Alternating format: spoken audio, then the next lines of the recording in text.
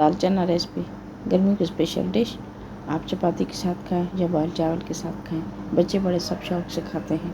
तो दाल जब टेस्टी बनी हुई हो ना तो फिर हाथ किसी का नहीं रुकता, सब शौक से खा लेते हैं। तो आपने करना क्या है, आपने मेरी वीडियो को फॉलो करना है। तो चलिए जी, बिना टाइम वेस्ट किए हम वीडियो स्टार्ट कर लेते हैं। तो सबसे पहले हम दाल चना जो हमने भिगो के रख दी थी, हम इससे पहले बॉयल करेंगे। तो दाल चना तकरीबन हमने आधा घंटे पहले भिगो के रख दी, इसमें सोडा भी ऐड किया, फिर हमने इसे अच्छे से वॉश कर लिया। नीम गर्म पानी में हमने दाल ऐड कर ली। तो दाल में बॉयल आने के बाद जो ऊपर झाग सी बन जाती है, पहले हम इसे हटा लेंगे, बाद में हम इसको कवर लगा देंगे। तो दाल हमने पहले ना भिगो के रख दी थी, इसलिए हम इसे थोड़ी देर के लिए बॉयल करेंगे। तकरीबन 15 मिनट के लिए हम इसे सीटी लगाएंगे।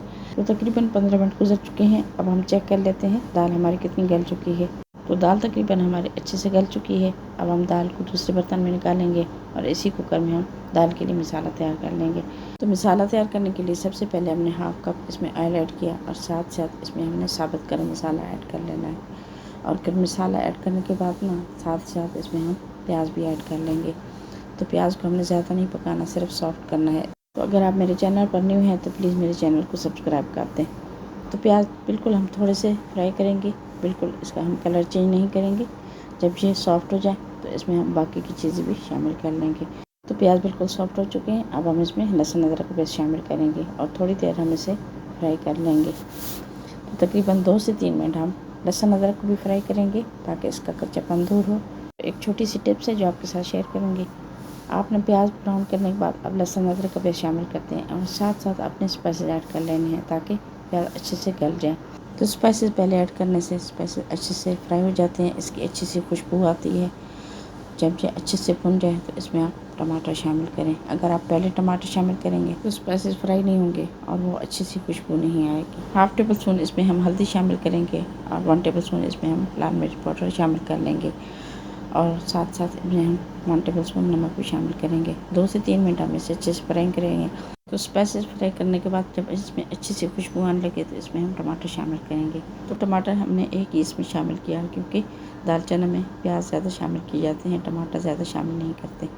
तो हम इसे अच्छे से भूनेंगे। जब ये अच्छे से भुन जाए तो बाकी की चीज़ें भी इसमें हम शामिल कर लेंगे।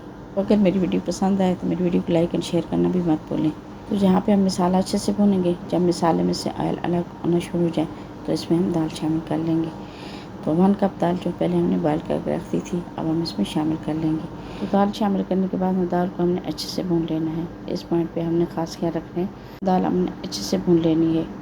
जब तक मसाला इसमें अच्छे से मिक्स नहीं होता तब तक हम इसे अच्छे से भूनेंगे और तब तक भूनेंगे जब तक इसमें से ऑयल अलग होना शुरू ना हो जाए। तो मेरे चैनल हर दिल की दास्तान, इसको सब्सक्राइब करना भी मत भूलें।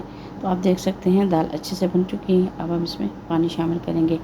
तो जिस पानी में हमने दाल बॉयल की हुई पानी हम थोड़ा सा इसमें शामिल कर लेंगे और थोड़ी देर हम इसे कवर लगा के छोड़ देंगे।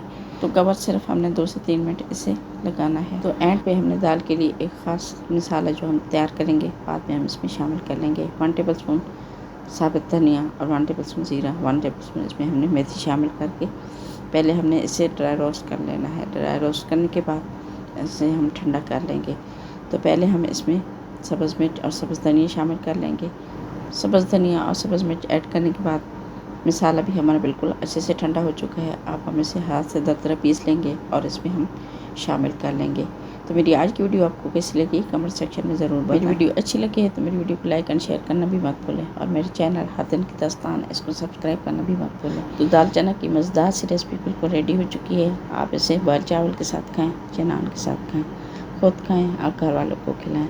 तो ये गर्मी की स्पेशल डिश दाल चना जो कि ढाबा स्टाइल में हमने इसे रेडी किया। तो मुझे दीजिए इजाज़त। तो हमें याद रखिए, मिलते हैं एक नेक्स्ट वीडियो में। तब तक के लिए अल्लाह हाफ़िज़।